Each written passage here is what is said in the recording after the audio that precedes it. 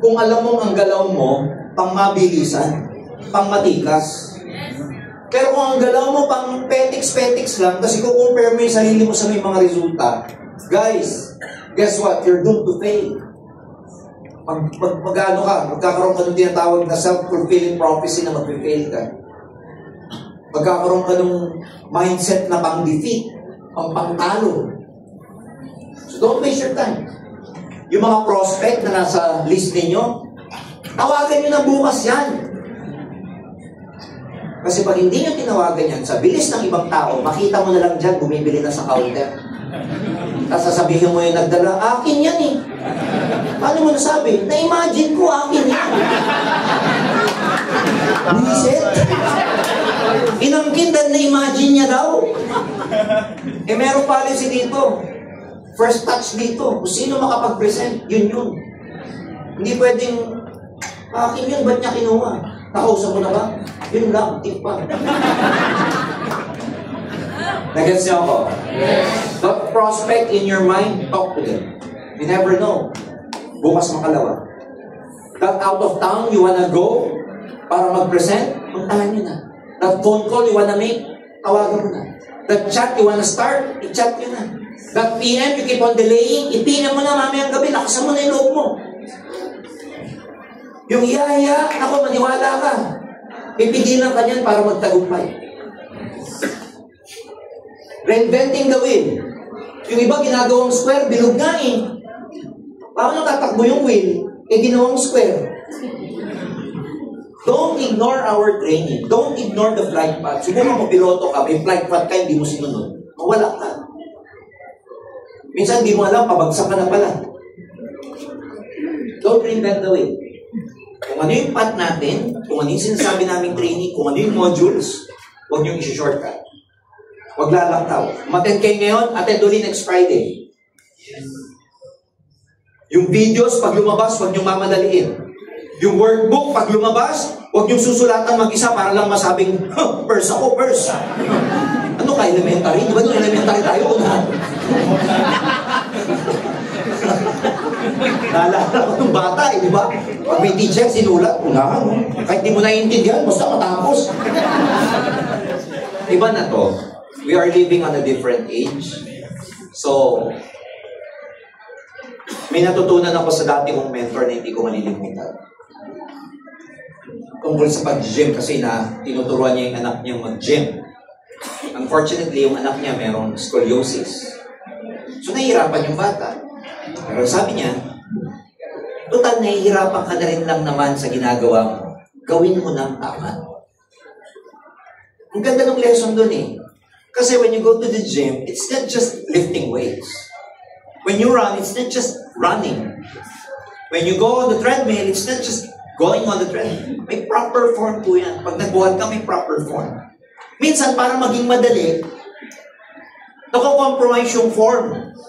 Kunwari, di ba dapat magbabicer ka, ito lang gumagalaw. Yung ibang ginagawa para madali, ang dali nga naman. Pero, hindi talaga tinatamaan yung muscles na dapat naman. Kung mahihirapan ka rin lang naman sa paglilift ng weight, sa pagdadiet, gawin mo na ng tama. Total, mahirap naman talaga eh. Sa network pareho din. Kung may challenge, mabigat sa paggawa ng pag-build ng network, gawin nyo na po ng tama. Huwag nyo i-shortcut. Do not reinvent. Minsan, sa gusto nating mabilis, yung mabilis, saka pa tayo nadidiscourage. Yung gusto, kaya nga may tawag ngayon eh, slow is the new fast. Yung akala mong mabagal ka, yun actually mabilis. Kasi yung mga nagmamadali, ang dami nilang nami-miss out, pagdating nila sa dulo, ulit-ulit sila. So do not reinvent the wheel. Makinig kayo mabuti sa mga mentors nyo, makinig kayo mabuti sa mga coaches ninyo, makinig kayo mabuti sa mga nagtitrain. Kasi, for me, halimbawa, tonight, you know how precious these 2 hours is? I'm sharing with you my 30 years of experience. 2 hours ko lang pinag-aaralan. Para ako matutunan to took me 30 years. While you are sitting down there for just 2 hours. So So, napaka-valuable ng mga matututunan ninyo. Low self-worth, low self-esteem, walang tiwala sa sarili, walang kumpiyansa. Yan yung mga critical thinking na mga networkers na nag-fail. They don't believe that they can do it. You know what? Let me tell you this. Ang tunay na boss sa buhay natin, alam nyo kung ano? Hindi yung boss na upline. Ang tunay na boss, ang tunay na nasusunod sa buhay natin, alam nyo kung ano? Yung paniniwala mo. Belief is your true boss. Ang tunay na boss, kung ano yung paniniwala mo. Kaya kung ang paniniwala mo, hindi ka magaling, hindi mo kaya, wala kang self-worth, mababa self-image mo, good news! Yan ang nasusunod kasi yan ang boss. Kung tingin mo, undeserving ka, yan ang belief mo, good news! Yan ang masusunod. Hindi siya mali. Siya lagi ang nasusunod. Kaya pag ang belief mo, mali, good news, yan ang masusunod sa buhay mo. And the power there is what? Palitan mo lang yung belief mo. From self-limiting to limitless. From so low self-confidence to high self-esteem. Pag tumaas ang kumpiyansa mo, pag naniwala ka na deserve mo, pag naniwala ka that you are enough, you are good, you are beautiful, you are handsome, guess what? Siya rin ang masusunod. Kaya sa buhay, ang nasusunod, hindi si Mrs. Yung paniniwala. Eh dahil ang paniniwala mo, lion siya, siya pa rin ang nasusunod. Tama ba? Ang nasusunod, yung paniniwala mo, hindi si Mrs. Dahil ang paniniwala mo, ikaw ang hari, siya ang alas, tapos ka. Are we clear? Yes. So, ang nasusunod, hindi tao, hindi boss. Guess what? Tunay na boss ninyo, yung paniniwala niyo. So, when you go tonight, I want you to check on your belief. Because your belief is so powerful that they dictate what happens to your life. Sila nagdidikta ng mangyayari sa buhay mo, yung paniniwalang yan. Kaya pag ang paniniwala mo, malas ako, malas. Mamalasing ka talaga. Bigo ako sa love life. Good news, bigo ka talaga. Mamatay akong single, tama ka. Ngayon pa lang sinasabi mo, malamig Pasko ko. True! Because ang nasusunod ay paniniwala. Mahirap kami, mahirap umasenso talaga, mahirap. Bakit? Ba't mo nasabi mahirap? Kaya letter M mo sa bakit ko mahirap M? Tingin naman yung iba, sumimple po. Tinignan talaga, hindi mo tiis.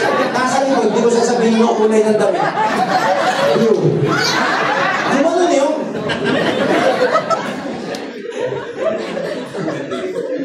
At kaya sabi mo, mahirap ka, malas ka, bigo ka, hanggang dito na lang ako. Meron akong generational curse. Meron akong generational karma. It happens to your life, not because the universe or God is doing that to you, but you are doing that to yourself. Because what you think affects trillions of your cells in the body. Ayaw niyong maniwala? Mamayang gabi, i-recite mo to. May cancer ako, may cancer. May cancer ako. Sa linggo mo i-recite yan, magkaka-cancer ka. I'm telling you. Natakot kayo, no? Kung gaano ka-powerful yung negative belief na may cancer ako, na magkakatotoo, ganun din ka-powerful yung positive. Mayaman ako, dahil meron ako. Recite. Affirm. Diba? Biblical yan eh. Lahat ng pinagaling ni Jesus, sinabihan niya muna. Hindi niya tinignan lang. Di ba yung sinabi niya, binuhay niya si Lazarus, pinatayo, tinawag niya, my word. Hindi mo sasabihin sa sarili mo.